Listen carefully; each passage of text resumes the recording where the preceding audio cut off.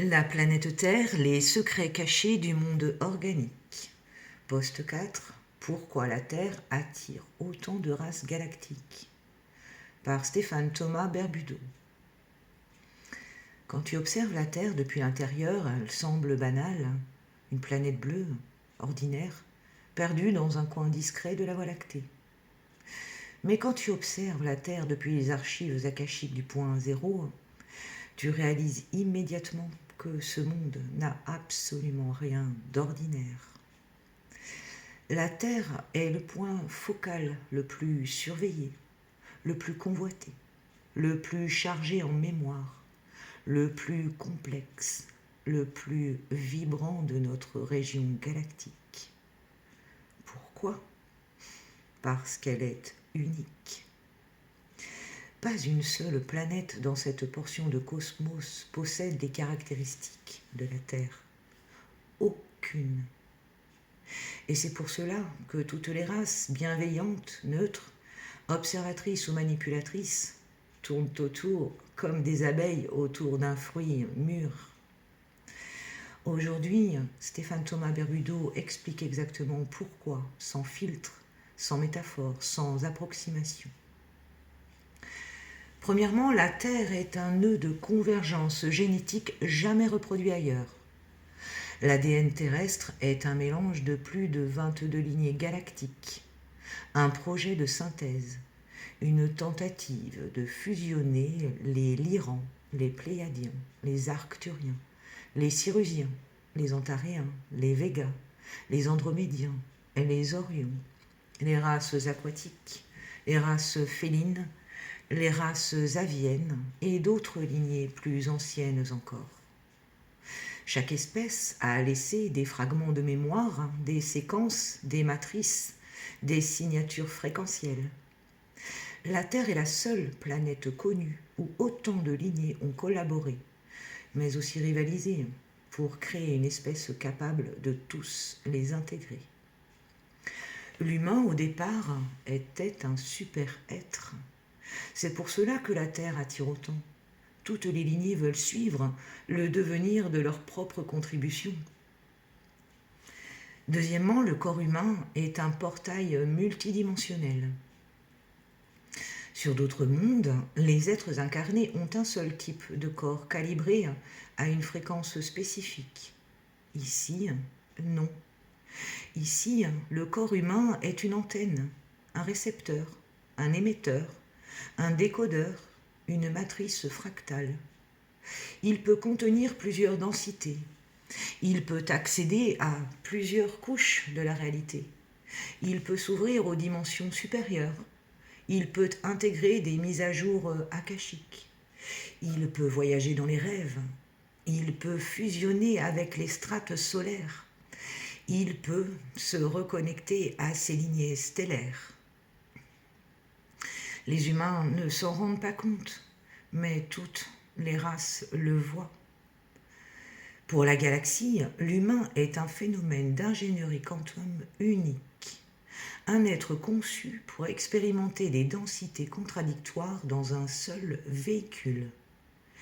Et c'est ça qui est fascinant pour n'importe quelle civilisation avancée. Troisièmement, la Terre génère des émotions des plus puissantes de toute la galaxie. Les émotions humaines sont une forme d'énergie ultra concentrée.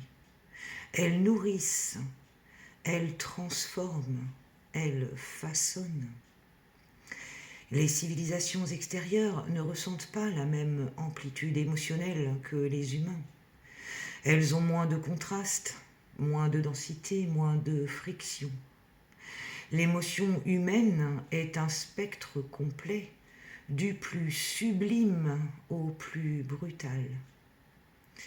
Pour les observateurs galactiques, vivre sur Terre revient à plonger dans une mer de fréquences impossibles à reproduire artificiellement. C'est un artefact vivant. Certains viennent observer, d'autres tentent de capter, d'autres veulent contrôler. parce que l'émotion humaine modifie les lignes temporelles. Et ça, c'est extrêmement rare. Quatrièmement, la Terre est une planète école, une planète laboratoire et une planète miroir. La Terre est conçue comme un système d'apprentissage accéléré où la densité est forte, où le contraste est extrême, où les voiles sont épais, où l'adhérence physique est élevée, où la dualité est intense. Dans d'autres mondes, l'évolution est douce, fluide, progressive. Ici, non. Ici, l'évolution est brutale, rapide, imprévisible, non linéaire.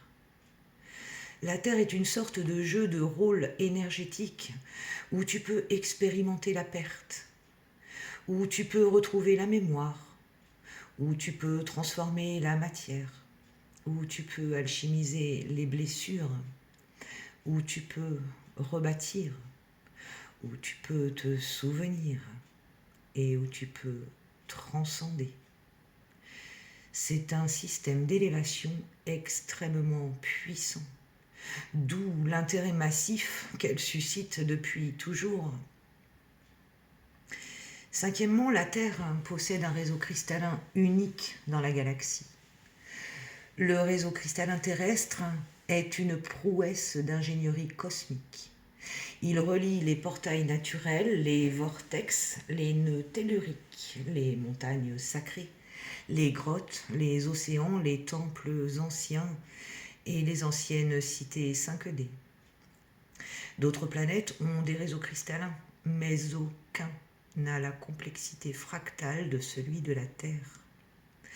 Pour les civilisations avancées, ce réseau agit comme un orgue énergétique, un instrument capable d'harmoniser ou de déséquilibrer les systèmes entiers. C'est un trésor technologique. Sixièmement, la Terre est située sur une ligne de faille dimensionnelle. La Terre occupe une position particulière au croisement de plusieurs grandes routes de navigation dimensionnelle. C'est un carrefour, un nœud de passage, un couloir d'accès. Tu peux la comparer à une ville posée sur une frontière, une autoroute, un lien interplan. De nombreux peuples passent près d'elle. Certains s'arrêtent, certains observent, certains interviennent. Son emplacement n'est pas un hasard, il a été choisi. Septièmement, l'effacement de mémoire rend l'expérience encore plus intéressante. Ailleurs, les êtres se souviennent. Ici, non. Le voile terrestre rend l'expérience plus intense, plus imprévisible, plus riche, plus formatrice. Les races qui ne possèdent pas ce niveau d'oubli trouvent cela extrêmement fascinant. Pour elles, la condition humaine est une sorte de simulation d'évolution en ultra haute densité.